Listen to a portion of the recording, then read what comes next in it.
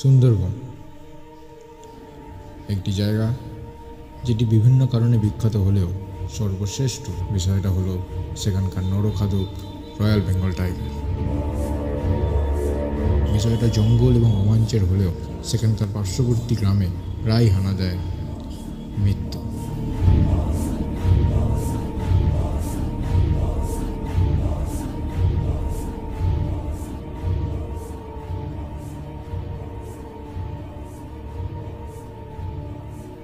বছরে প্রায় 30 জন বাঘের আক্রমণে মারা যায়।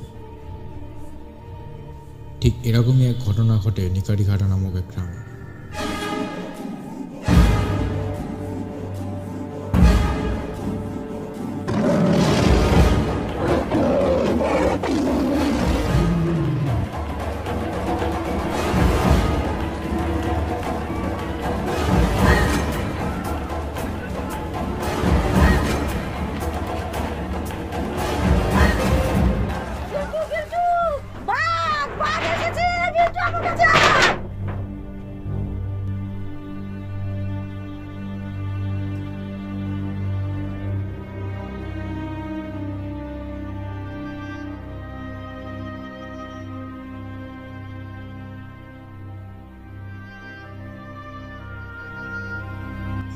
প্রাণ হারানোর ভয়ে কিছু মানুষ পরের দিনই সিদ্ধান্ত নেয় যে সেই গ্রাম ছেড়ে তারা শহরে চলে যায়।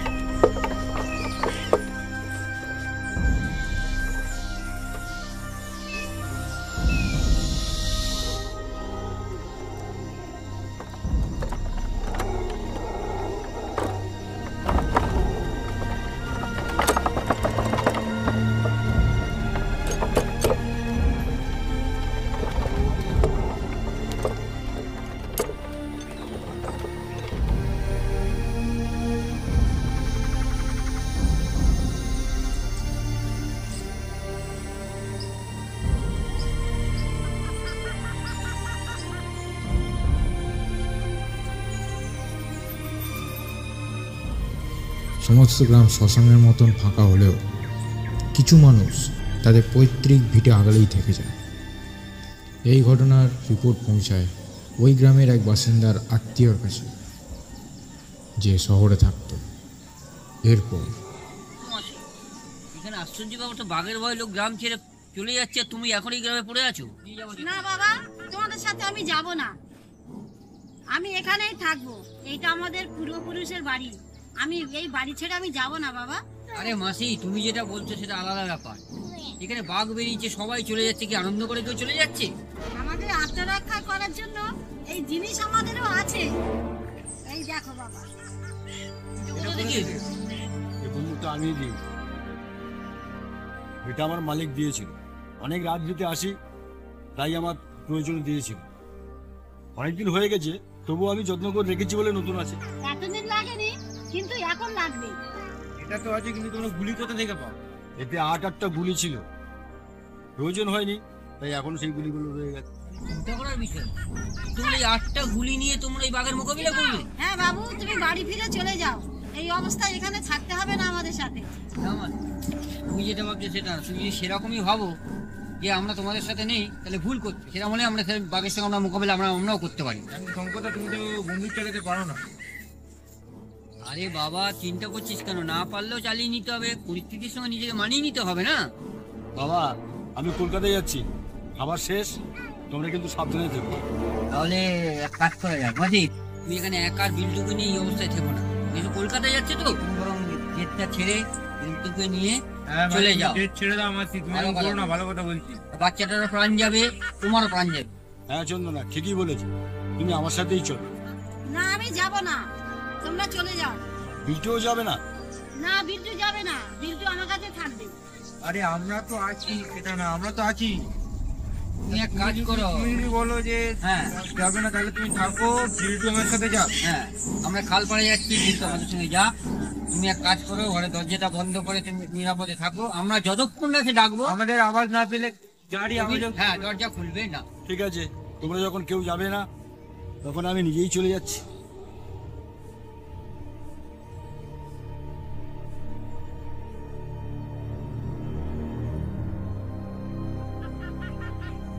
বিল্টু,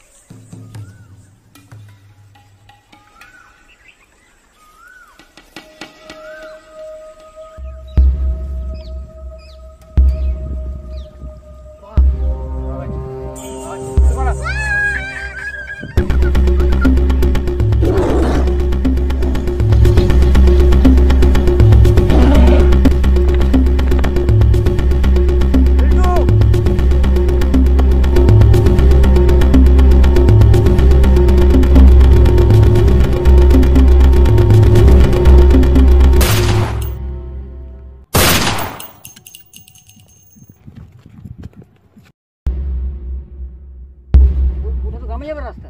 হ্যাঁ গ্রামে মাসি একা আছে। চল চল চল বিল্টু।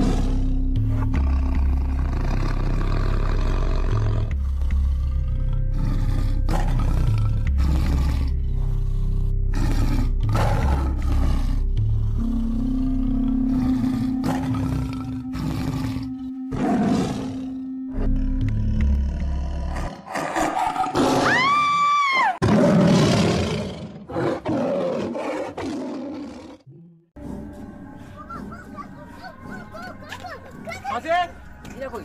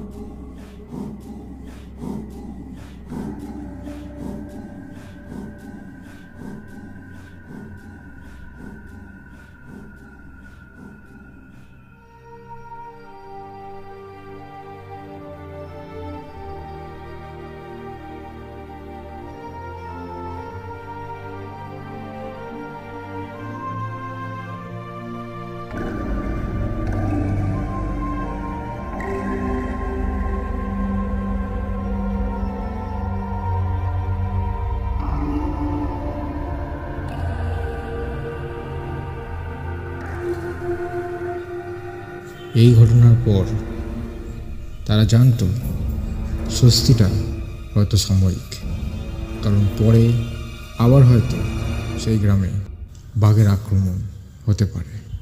তবে আপাততভাবে এটাই ছিল সকলের কাছে একটি স্বস্তি। এরপর ওই গ্রামের সকল মানুষ আস্তে আস্তে আবারও ওই গ্রামে ফেরে।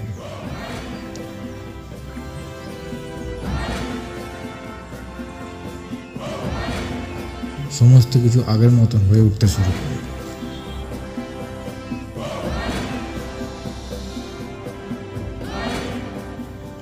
এই ঘটনার পরে মাসি না থাকলেও গ্রামের ভিটেতে বিল্টুই থেকে যায় তার দাদুর শেষ সম্বল হিসেবে।